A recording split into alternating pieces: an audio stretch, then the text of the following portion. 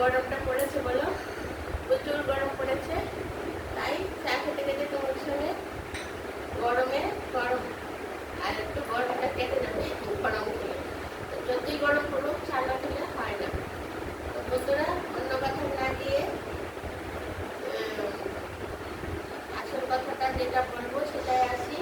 তোমাদেরকে আজকে বলবো যে সেদিনে বলেছিলাম যে ঠোঁটটা, মানে সেটা লাস্টের দিকে বলেছিলাম, অনেকে হয়তো শুনতে পাওনি, যে অনেকের ঠোঁট আছে খুব কালো, ঠোঁটটা কালো থেকে মানে গোলাপি হয়ে যাবে অল্প বয়সে যদি রেগুলার তোমরা নারিকেল তেলের মধ্যে চিনি দাও।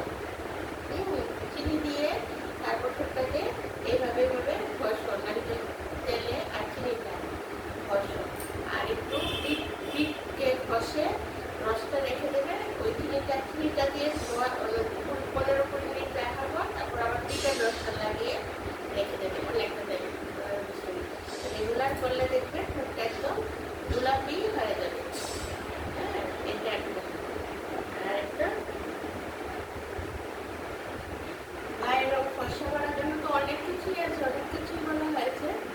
তার মধ্যে আরেকটা হয়েছে, আমরা যে হলুদটা আছে না, হলুদটা কড়াইয়ের মধ্যে খালি কড়াইয়ের মধ্যে টানলে এটা একদম কালো কালো ভাব করে একদম হলুদটা অন্যরকম, ওটা ফেরি টাইপটা হয়ে যাবে হলুদের কালার। তখন এই হলুদটার মধ্যে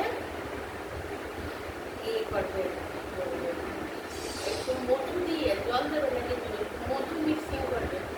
মধুটা দিলে তখন এটা ঘন ঘন ভাব হয়ে যাবে, আর সঙ্গে একটু দই দেবে, দিয়ে তারপর মুখের মধ্যে এরকম করে ছেলেগুলো মেয়েগুলো মুখের মধ্যে লাগিয়ে রাখলে, তারপর গলাতে দিয়ে রাখলে, ঘাড়ে দিয়ে রাখলে, তারপর অনেকটা করে 15-20 মিনিট রাখলে, তারপর রেগুলার যদি তুমি এটা করতে পারো তখন কিন্তু মুখের যে কালো দাগ টাগ এসব অনেকটা চলে যাবে, মানে অনেকটা রং ফর্সা হয়ে যাবে।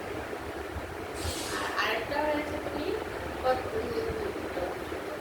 শরীরের মুখের জন্য খুবই ভালো, সেটা হয়েছে টমেটো রসটা নিলে, হ্যাঁ, টমেটোর পাতা নিলে, তারপরে এটার সঙ্গে একটু বেসন দিলে, টমেটোটা নিলে, তারপর একটু বেসন দিলে, বেসন আর দিলে দই আর মধু, সবগুলো একসঙ্গে মিক্সিং করে তারপরে হাতে পায়ে গলায় সব কিছু মুখে রাখিয়ে 15-20 মিনিট তুমি রেখে দাও। রেগুলার এটা দিতে পারলে মুখ অনেকটা যার শরীরের তুলনায় একদম রং একদম ফর্সা হয়ে যাবে, একদম ফর্সা। বন্ধুরা, আজকে তোমাদেরকে 3টে টিপসই বলে দিলাম। তোমাদের ভালো লেগেছে কি? তোমরা অবশ্যই জানাবে, আর তোমরা প্লিজ আমাকে একটা সাবস্ক্রাইব করে দেবে।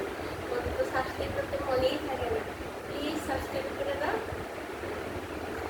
আর এই চুলের জন্য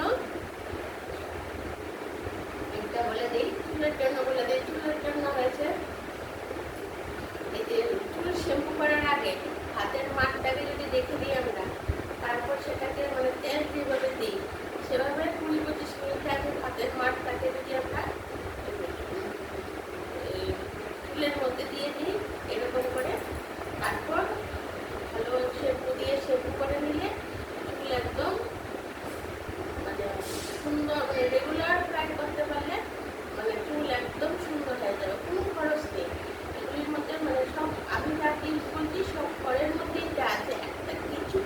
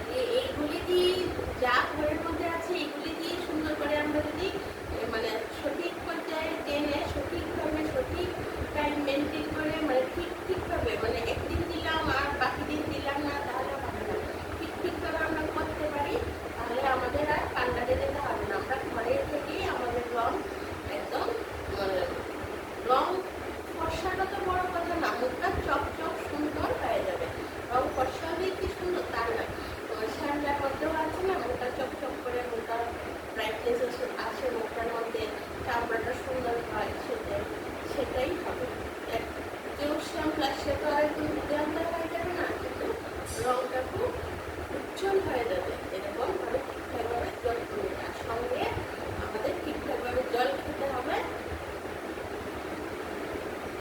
সব ক্ষেত্রে বড় কথা যেটা, জল খেতে হবে আর তেল মশলা কম খেতে হবে। বন্ধুরা রাখি, টাটা, বাই বাই, সবাই ভালো থাকে। কারেন্টও চলে গেছে।